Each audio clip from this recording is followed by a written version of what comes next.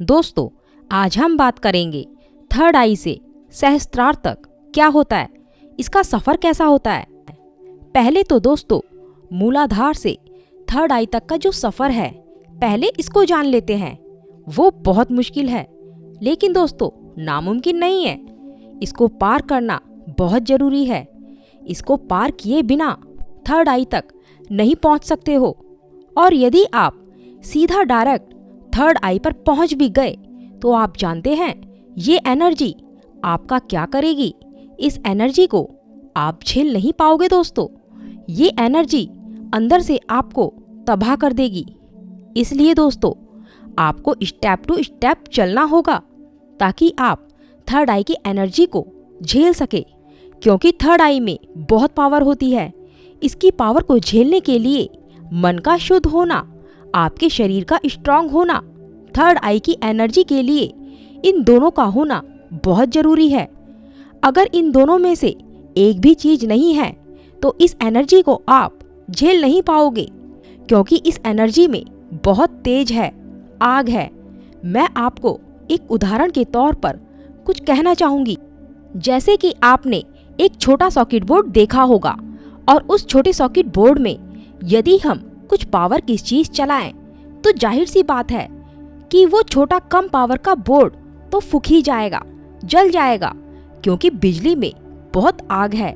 लेकिन वो बिजली हमें दिखती नहीं है दोस्तों, लेकिन फिर भी वो सब कुछ जलाने की ताकत रखती है। इसलिए ज़्यादा पावर बोर्ड का होना बहुत ज़रूरी है दोस्तों। बोर्ड से मेरा मतलब है कि शरीर और मन का सही होना बहुत ज़रूरी है। शरीर का सही होना इसलिए ज़रूरी है ताकि आध्यात्मिक एनर्जी को झेल सके। ये एनर्जी आपको दिखेगी नहीं, पर इस एनर्जी को आप फील कर सकते हैं। अब बात करते हैं मन का शुद्ध होना। हाँ, मन का शुद्ध होना बहुत ज़रूरी है। यदि मन शुद्ध होगा तभी आप सही डिसीजन ले पाएंगे, इस एनर्जी का सही उपयोग कर पाएंगे। तो दोस्तों, बहुत मुश्किल रास्ता है, पर नामुमकिन कुछ भी नहीं है। बहुत नियमों का पालन करना होगा आपको, अपने खान पान पर ध्यान रखना होगा, तब जाकर आप थर्ड आई पर पहुंचते हैं। जब साधक थर्ड आई पर पहुंचता है तब सपनों को समझने लगता है कि आखिर ये सपने हैं क्या। उन सपनों के अंदर खुद को उड़ता देखता है, पर उसे अपना शरीर नजर नहीं आता है, लेकिन सब कुछ देख रहा होता है। अपने आसपास थर्ड आई के जरिए उस नेगेटिव और पॉजिटिव एनर्जी को फील करने लगता है, अपना बचाव करने लगता है। दोस्तों, जब आप और ध्यान की गहराइयों में जाते हैं तब आपको अपने शरीर में और बदलाव आने शुरू हो जाते हैं। जो आपकी इंद्रियां हैं वो अपने आप कंट्रोल में आ जाती हैं। खाने पीने सोने पर अपने आप कंट्रोल होने लगता है। जब आप ध्यान की गहराइयों में जाते हैं ये सब तभी अपने आप होता है। फिर आपको जबरदस्ती कंट्रोल करने की कोई ज़रूरत नहीं है दोस्तों। हाँ, शुरुआत में आपको थोड़ा बहुत कंट्रोल करना होगा।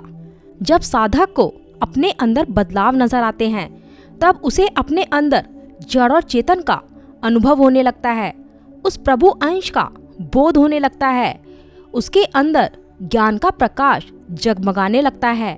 और जैसे जैसे आप इन सब चीज़ों को समझने लगते हैं तो मैं आपको बता दूं दोस्तों कि आपकी मूलाधार से कुंडलिनी उठ चुकी है, और इसी कुंडलिनी को आज्ञा चक्र तक पहुंचना होता है। और जो इन दोनों के बीच में जो चक्र होते हैं उनमें से धीरे धीरे ध्यान मेडिटेशन के जरिए सारी नेगेटिविटी खत्म हो जाती है, और इसी को कुंडलिनी जागरण भी कहते हैं। जब आपके मूलाधार चक्र से आज्ञा चक्र तक के सभी चक्र एक्टिव हो जाते हैं तब आपके सारे विचार शांत हो जाते हैं, दया और करुणा से भर जाते हैं। आपके चेहरे पर अलग ही तेज होता है, लेकिन आपके शरीर में जो मांस है वो बहुत कम होने लगता है। उसके अंदर से हर वो शौक खत्म होने लगता है। तो दोस्तों, ये तो था मूलाधार से आज्ञा चक्र तक का सफर। अब बात करते हैं आज्ञा चक्र से सहस्त्रार तक का जो सफर है वो कैसा होता है। तो दोस्तों, मैं आपको बता दूं, आज्ञा चक्र के बाद में जो सफर होता है वो एकदम साइलेंट का होता है। जो साधक आज्ञा चक्र को पार कर जाए वो धीरे धीरे एकदम शांत होने लगता है और सहस्त्रार चक्र में पहुंचते ही उसकी सभी इच्छाएं खत्म हो जाती हैं। उसे खाने पीने का भान तक नहीं रहता है। उसका शरीर एकदम जर्जर हालत में पहुंच जाता है, लेकिन उसे कोई तकलीफ नहीं होती है दोस्तों। लेकिन फिर भी वो जिंदा रहता है। पता है दोस्तों क्यों? क्योंकि उसके सहस्त्रार चक्र से वो अमृत रस टपकने लगता है। ये अमृत रस ही इसे हर दर्द से बचाकर रखता है। तो दोस्तों वीडियो कैसी लगी कमेंट करके जरूर बताना और वीडियो को लाइक करना ना भूलना। नमस्कार दोस्तों।